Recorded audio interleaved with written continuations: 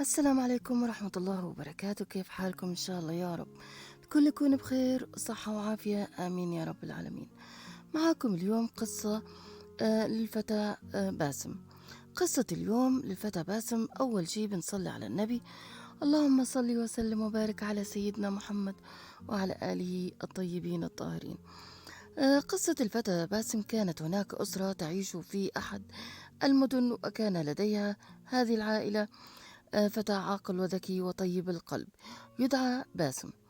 وكان باسم يحب أن يذهب إلى يوم الجمعة إلى قرية مجاورة لمدينته ليستمتع بجمال الطبيعة في هذه القرية ويستنشق الهواء النقي. وفي أحد الأيام رأى باسم رجلا ضخما ذو عضلات كبيرة جالسا مستظلا تحت الشجرة، ويبدو عليه الهموم على وجهه. كان حزينا بشدة، وكان باين عليه أنه زعلان جدا.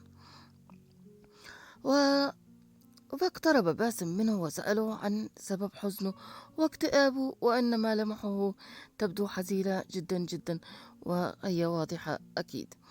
فأجاب الرجل الضخم قائلا: أنا رجل أعمل في حمل الأمتعة والأشياء، وقد أمرني الرجل الذي أعمل معه بحمل كمية كبيرة من القمح لنقلها من الجرن الطاحونة قبل أن تغيب الشمس، ولكني أشعر بالحزن لأنني أفكر كيف لي أن أحمل هذه الكمية الكبيرة من القمح ونقلها إلى الطاحونة قبل غروب الشمس.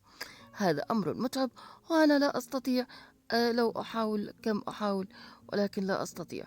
ليس لدي عربة، أو ليس لدي 4 أرجل و4 أيدي كي أمشي بها وأستعجل ويكون الشغل قبل غروب الشمس ينتهي.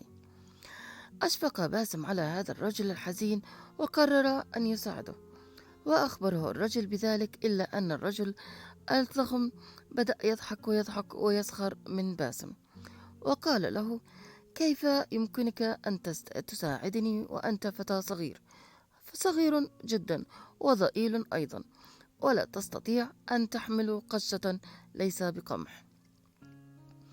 ثم قام الرجل من تحت ظل الشجرة، وأحضر سلتين كبيرتين، ثم ملأ السلة الأولى والحجار الكثير، والثانية بالقمح، وحملهما على كتفه، وصار كتفي بواسطة عصا كبيرة.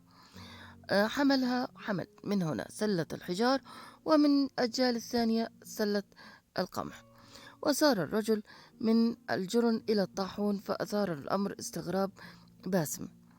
قال: يا ترى لماذا يحمل حجارا بسلة ويحمل القمح بالسلة الأخرى؟ وتساءل عن هذا السبب وضع الحجارة في السلة والقمح في السلة الأخرى. فأجاب الرجل: حتى أوازن القمح. أنا يا ذكي أحب أن أوازن القمح، من هنا الحجار ومن هنا القمح، كي لا تسقط مني على الأرض. فضحك باسم ضحكة كثيرة وقال آه للرجل: لا عليك أن تملأ السلتين بالقمح. لماذا تملأ السلة بالحجار وأنت تستطيع أن تتوازن بالسلتين وأنت تملأهما بالقمح، وحتى تنجز أعمالك في وقت أقصر؟ فابتسم الرجل الضخم الكبير وقال: شكرا يا باسم على هذه النصيحة الثمينة.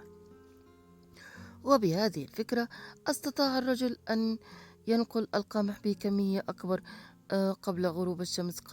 كان قد انتهى من عمله هذا، وشكر الرجل الضئيل الضعيف على ذكائه. وكان هاي قصتنا لليوم.